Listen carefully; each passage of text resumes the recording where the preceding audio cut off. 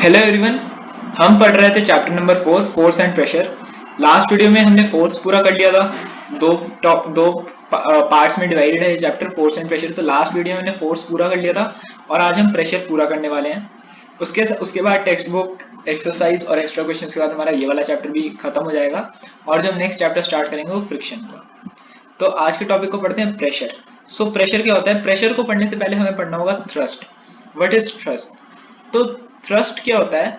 When we apply force in a direction perpendicular to a given surface we call it as thrust.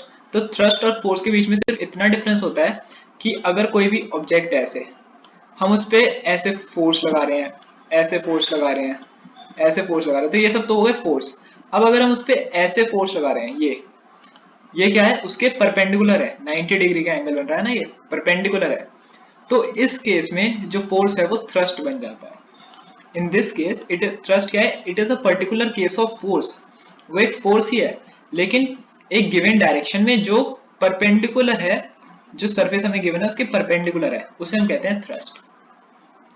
अब thrust से बनती है pressure की definition. तो the thrust acting on a unit surface area is called pressure. तो हम यहाँ पे फोर्स नहीं यूज करेंगे, हम यहाँ पे क्या यूज करेंगे? थ्रस्ट।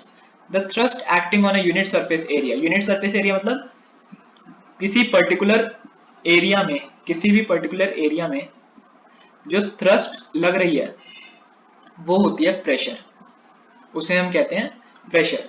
तो प्रेशर का फॉर्मूला हमारे पास हो जाता है pressure is equal to thrust upon surface area over which it acts. मतलब थ्रस्ट क्या, प्रेशर क्या हो गया? थ्रस्ट अपॉन जितने एक तो थ्रस्ट मतलब जितना फोर्स लग रहा है, और अपॉन में क्या कि कितने एरिया के, मतलब कितने एरिया पे थ्रस्ट लग रहा है, उसे हम प्रेशर कहते हैं। अब हम एज फॉर्मूले से देख सकते हैं कि प्रेशर ऊपर न्यूमरेटर की तरफ है, सरफेस एरिया डिनोमिनेटर की तरफ है। मतलब क्या हुआ कि ये दोनों आपस में इनवर्सली प्रोपोर्शनल है और थ्रस्ट और प्रेशर आपस में डायरेक्टली प्रोपोर्शनल है। So smaller the area higher will be the pressure. तो जितना कम एरिया होगा उतना ज्यादा प्रेशर होगा, ठीक है। और इसका वाइस वर्सा, मतलब जितना ज्यादा एरिया होगा उतना कम प्रेशर होगा। अब ये जो पॉइंट है, ये जो स्पेशल पॉइंट है, इसके काफी सारे एप्लीकेशंस होते हैं। इसके एप्लीकेशंस क्या क्या है? First, rear wheels of buses and trucks are usually double. जो रियर व्हील्स होते हैं बसेस की और ट्रक्स की, वो हमने देखा है कि वो डबल बनाई जाती है। मतलब क्या होता है? उनके जो पीछे के टायर्स होते हैं वो दो दो होते हैं। देखा होगा आपने कि सिंगल टायर्स नहीं होते, एक तो काफी मोटे टायर्स होते हैं और वो डबल होते हैं। ऐसा क्यों होता है? क्योंकि ट्रक्स और बसेस का जो वजन होता है वो बहुत ज्यादा होता है। अब अगर हम सिंगल टायर यूज करेंगे इसका मतलब कि वो हमने एरिया को रिड्यूस कर दिया। अब अगर एरिया रिड्यूस हो गया तो क्या होगा? फोर्स जो प्रेशर लगेगा, फोर्स गलती यूज कर दिया मैंने, जो थ्रस्ट लगेगा या प्रेशर लगेगा, थ्रस्ट ऑन अ सरफेस मतलब प्रेशर जो रोड पे लगेगा वो काफी ज्यादा होगा। और वो रोड पे तो ज्यादा इफेक्ट देगा, लेकिन इफेक्ट देगा नहीं, लेकिन क्या होगा? जो ट्रक या बस है उस पर काफी इफेक्ट पड़ेगा। जब वो नीचे की तरफ प्रेशर लगाएगा तो वो अच्छे से मूव नहीं कर पाएगा आगे। इसलिए जो इनकी बसेस और ट्रक्स के जो टायर है वो डबल लगाए जाते हैं। High rise building and dams have broad base. जो ज्यादा बड़ी बिल्डिंग्स होती हैं उनका जो बेस होता है वो चौड़ा होता है। और जो डैम्स है उनको भी आपने देखा होगा, जो डैम्स की शेप होती है, एक्चुअल शेप, वो हमेशा ऐसी होती है। ये नीचे से मोटे होते हैं और ऊपर जाते जाते वो पतले हो जाते हैं। तो यही कि वो ग्राउंड पे कम फोर्स लगाएं, मतलब प्रेशर लगाएं, मैं बार बार फोर्स यूज कर रहा हूँ, सॉरी, कम प्रेशर लगाएं, इसलिए उनके जो बेस है वो ब्रॉड होता है।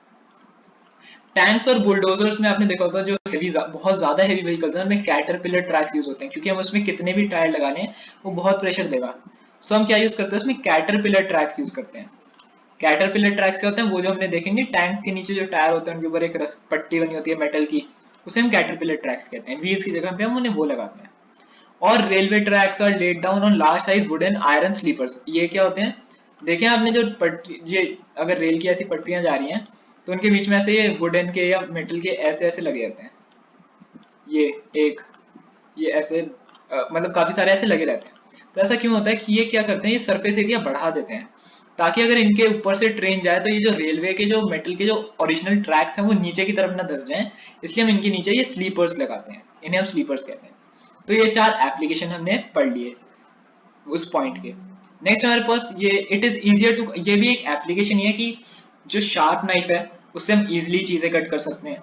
बाकी जो नेल्स और पिन्स होती हैं जो दीवारों में वगैरह में हम लगाते हैं, उनका नैरो एंड होता है, हमेशा उनके उस साइड से होते हैं जिनका नैरो एंड है। ऐसा क्यों है? क्योंकि अगर वो उसका सरफेस एरिया बहुत माइन्यूट है तो प्रेशर बहुत ज्यादा लगाएगा और वो इजीली वॉल के अंदर चला जाएगा।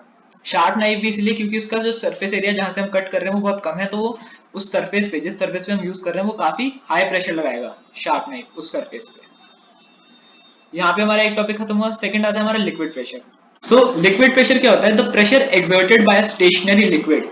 जब भी कोई स्टेशनरी लिक्विड, ये वर्ड इंपॉर्टेंट है, स्टेशनरी मतलब रुका हुआ लिक्विड जो मूवमेंट नहीं कर रहा है, वो लिक्विड किसी भी पॉइंट पे इनसाइड द, ओ सॉरी, यहाँ पे इनसाइड द कंटेनर आना चाहिए था, इनसाइड द कंटेनर, जिस कंटेनर में वो है वहां पे फोर्स नहीं लगाता। ये आप सही कर लेना जब आप नोट्स वगैरह अगर बनाओगे, तो at any point inside the container is known an hydrostatic और लिक्विड प्रेशर।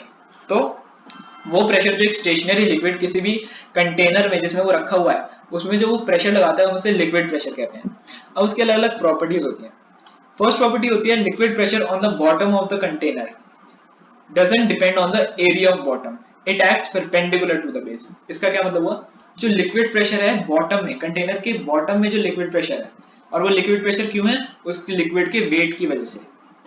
उस वेट की वजह से जो प्रेशर है वो बॉटम एरिया पे डिपेंड नहीं करता, मतलब वो ये डिपेंड नहीं करता कि वो जो नीचे से कंटेनर है वो चौड़ा है या पतला है, वो उस पर डिपेंड नहीं करता। वो उस बेस के परपेंडिकुलरली एक्ट करता है। मतलब ऐसे बेस, अगर ये मान लो बेस है, तो वो जो वाटर है वो या फिर लिक्विड है वो ऐसे एक्ट करता है एकदम परपेंडिकुलर। सो वो उसके एरिया पे डिपेंड नहीं करता। Liquid pressure at any point inside the liquid depends upon the density of liquid. वो डेंसिटी ऑफ लिक्विड पे डिपेंड करता है। डेंसिटी का क्या मतलब हो गया? हनी जैसे होता है, शहद है, वो बहुत गाढ़ा होता है तो उसकी डेंसिटी भी बहुत ज्यादा होती है और उतना ही ज्यादा वो प्रेशर लगाता है। जबकि वाटर है वो थोड़ा लेस हल्का है, मतलब कम डेंस है, तो क्या होता है वो इतना प्रेशर नहीं लगाता जितना as compare to honey. And the height of the liquid column of that point, मतलब जो लिक्विड प्रेशर है वो डेंसिटी पे भी डिपेंड करता है और सेकंड किस चीज पे डिपेंड करता है? The height of liquid column, मतलब जितना ज्यादा वाटर होगा उतना ज्यादा प्रेशर होगा, मतलब जितना ज्यादा वाटर हम किसी कंटेनर में रखेंगे उतना ज्यादा उस पर प्रेशर लगेगा। दैट्स व्हाई आपने ये भी देखा होगा, एज ए प्रैक्टिकल एग्जांपल बताऊं, जो वाटर बलून होते हैं अगर उसमें ज्यादा पानी भर देते हैं वो फट जाते हैं।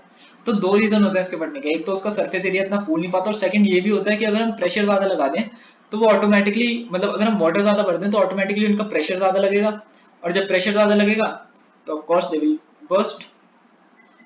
Third, liquid exerts an equal pressure on the walls of the container.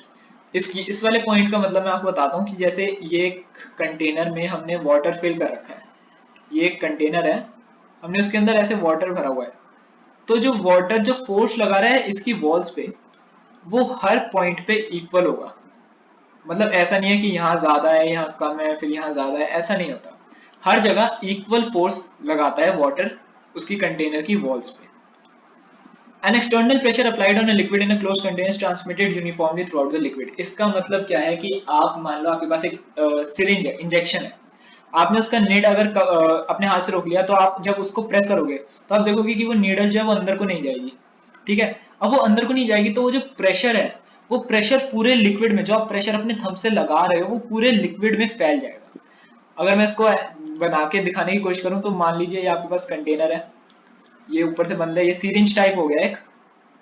ठीक है, अब इसके यहाँ पे लिक्विड है और इसका जो निप है वो बंद कर रखी है हमने, ऐसे निप जो है वो बंद कर रखी है। तो अब जब हम इसके नीचे ऐसे इसको नीचे करेंगे, ऐसे नीचे लाए से, तो यहाँ पे जो प्रेशर लगेगा, जो प्रेशर यहाँ ऐसे नीचे आएगा, वो प्रेशर इक्वली डिवाइड हो जाएगा हर जगह, वो इक्वली सारी जगहों पे डिवाइड हो जाएगा। इस पॉइंट का मतलब ये था। अगर आपको ये वाला पॉइंट समझ आया होगा। नेक्स्ट हमारा आता है एटमॉस्फेरिक या फिर एयर प्रेशर। सो अभी हमने पढ़ा लिक्विड प्रेशर जो लिक्विड एक्सर्ट करता है, तो एयर प्रेशर क्या हो गया? जो प्रेशर एयर एक्सर्ट करता है। The pressure exerted by the huge mass of air. Huge mass air, देखो हमारे आसपास एयर ही एयर है तो उसका कितना ज्यादा मास होगा, तो ऑफ कोर्स वो प्रेशर लगाएगा। एक्सर्टेड एट ऑल पॉइंट्स, और हर जगह पे जितने भी ऑब्जेक्ट्स हैं सारी जगहों पे सारे पॉइंट्स पे वो प्रेशर लगाता है अर्थ के ऊपर, और उस प्रेशर को हम कहते हैं एटमॉस्फेरिक प्रेशर। मतलब अभी जहां हम बैठे हैं हम पे भी प्रेशर आ रहा है लेकिन हमें वो महसूस नहीं होता। अब वो क्यों नहीं होता वो हम आगे देखते हैं।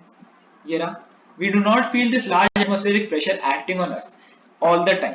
मतलब कभी कभी होता है, जैसे अगर हम ज्यादा हाइट्स पे चले जाएं तो हमें कुछ ब्रीदिंग प्रॉब्लम, वो हम अभी आगे पढ़ेंगे। लेकिन यहाँ पे हमें जैसे बैठे हुए हैं हम अपने घरों में आराम से, तो हमें कोई प्रेशर फील नहीं होता, जबकि हमारे ऊपर बहुत ज्यादा प्रेशर लग रहा है एयर का। वो क्यों होता है? क्योंकि हमारी बॉडी के अंदर भी एक प्रेशर होता है जिसे हम कहते हैं ब्लड प्रेशर। हमारी बॉडी के अंदर भी प्रेशर होता है और वो भी बहुत हाई होता है। तो अब क्या होता है कि ये प्रेशर जो हमारी बॉडी में है वो ऊपर की तरफ एक्ट करता है और एटमॉस्फेयर एक नीचे की तरफ। अब ये क्या हो गए? Equal and opposite forces, balanced forces, they cancel each other. So इसीलिए हमारा ब्लड प्रेशर हमें बचा लेता है एयर एटमॉस्फेयर प्रेशर से। हमें अगर बचा लेता है, अगर हमारे पास ब्लड प्रेशर नहीं होगा तो हम एयर का प्रेशर इतना ज्यादा होता है कि वो हमें कंप्लीटली क्रश कर देगा। It will completely crush us. This internal pressure cancels the effect of atmospheric pressure and saves us from being crushed. Okay, ये वाला पॉइंट इंपॉर्टेंट है थोड़ा, तो आप इसे याद रखेंगे। नेक्स्ट आता है हमारे पास वेरिएशन इन एयर प्रेशर। अब कैसे कैसे वेरिएशन होता है एयर प्रेशर में, तो ये मैं आपको बता रहा था। जैसे हम हायर एल्टीट्यूड्स में जाते हैं तो एयर प्रेशर जो है वो कम हो जाता है, it decreases. So this also leads to breathing problem. इससे क्या होता है, अगर आप जैसे पहाड़ों पे गए हो तो वहां पे काफी ब्रीदिंग प्रॉब्लम होती है ऊंचाई पे ऐसा, और ज्यादातर केसेस में तो ब्लीडिंग हो जाती है नोज से। तो इसलिए क्या करते हैं जो माउंटेनियर होते हैं वो अपने साथ ऑक्सीजन बैग लेके जाते हैं, क्योंकि ऊपर एयर प्रेशर कम है तो ऑक्सीजन की अमाउंट भी कम हो जाती है। अब सिमिलरली जो एयरक्राफ्ट होते हैं उनमें भी प्रेशराइज चेंबर या कैबिन्स होते हैं। एयरक्राफ्ट जो ऊंचाई पे उड़ते हैं ज्यादा, उनमें प्रेशराइज्ड मतलब उनमें प्रेशर भरा जाता है चेंबर और कैबिन में, ताकि एयर प्रेशर इंक्रीज हो सके। यहाँ तक आपको समझ आएगा वेरिएशन इन एयर प्रेशर। अब इसके अलावा जो फिनोमेना हम अभी पढ़ के आए हैं छोटी क्लास में, land breeze, sea breeze, winds and storms, ये सब कैसे होते हैं? Due to variation of pressure by time and temperature. जैसे जैसे टाइम बढ़ता है या टेम्परेचर अलग हो जाता है, मान लो एक जगह टेम्परेचर ज्यादा, एक जगह टेम्परेचर कम है, तो प्रेशर की वेरिएंस हो गई। और प्रेशर क्या होता है? हमेशा हाई प्रेशर से लो प्रेशर एरिया में जाती हैं चीजें। तो एयर भी हाई प्रेशर से लो प्रेशर में जाएगी, वो मूव करेगी, और उससे क्या होता है? Land breeze, sea breeze, winds and storms, all these occurs through this. I hope आपको ये वाला पॉइंट भी समझ आ गया। लास्ट हमारा है इंपॉर्टेंस ऑफ एटमॉस्फेरिक प्रेशर। तो इंपॉर्टेंस क्या होती है एटमॉस्फेरिक प्रेशर की हमारी लाइफ में? जब हम लिक्विड से मतलब स्ट्रॉ से हम कोई भी लिक्विड पीते हैं तो वहां पे एयर प्रेशर यूज आता है। एयर प्रेशर स्ट्रॉ के अंदर डिक्रीज हो जाता है, तो जो पानी या जो भी हम लिक्विड पी रहे हैं उसके अंदर हाई प्रेशर है, वो एयर हाई प्रेशर से लो प्रेशर की तरफ मूव करेगी और अपने साथ लिक्विड को भी ऊपर ले आएगी। तो दिस फोर्स जो है ये लिक्विड को अपने साथ स्ट्रॉ में ऊपर ले आती है। रबड़ सकर्स आपने देखे होंगे, जैसे हम एक मतलब वो होते हैं ना जो दीवार में अगर हम अंदर को दबाते हैं तो वो चिपक जाते हैं। वो भी क्या एग्जांपल होता है? एयर प्रेशर का। क्योंकि जब हम उसे दीवार पे लगाते हैं तो वहां पे एक तरीके से वैक्यूम क्रिएट हो जाता है। वैक्यूम मतलब नो एयर। अब वहां पे एयर प्रेशर कैंसिल हो जाता है। सो फ्रॉम आउटसाइड क्या होता है कि जो बाहर की जो हवा है, मतलब अंदर तो हवा रही नहीं, जैसे ये वॉल है, मान लो ये वॉल है, मैंने इसे यहाँ पे ऐसे, एक मिनट, यहाँ पे मैंने कुछ रबड़ सकर टाइप बनाया, तो वो रबड़ सकर क्या करेगा, वहां पे एयर प्रेशर जो है अपने अंदर जो एयर है उसकी वो एकदम खत्म हो जाएगी। तो जो बाहर से एयर है वो उसे अंदर की तरफ प्रेस करेगी, और इसलिए अगर हम उसे निकालना है तो हमें बहुत ज्यादा फोर्स की जरूरत पड़ेगी, जितना फोर्स वो एयर प्रेशर लगा रहा है। मान लो ये रबड़ सकर है, अब यहाँ पे अब मैंने इसे अंदर की तरफ पुश कर दिया तो यहाँ की एयर तो बाहर निकल जाएगी, यहाँ पे अंदर तो एम्प्टी वैक्यूम हो जाएगा, और बाहर की जो फोर्स है वो इसको अंदर की तरफ पुश रखेगी। तो अब हमें इसे निकालने के लिए सारी फोर्सेस को ओवरकम करना पड़ेगा। लास्ट वाला पॉइंट आपको समझ आ गया होगा। यहाँ पे हमारा प्रेशर वाला पार्ट खत्म हो जाता है। अब हम इसकी टेक्स्ट बुक एक्सरसाइज को करेंगे, एक्स्ट्रा क्वेश्चंस करेंगे और उसके बाद फ्रिक्शन चैप्टर स्टार्ट करेंगे।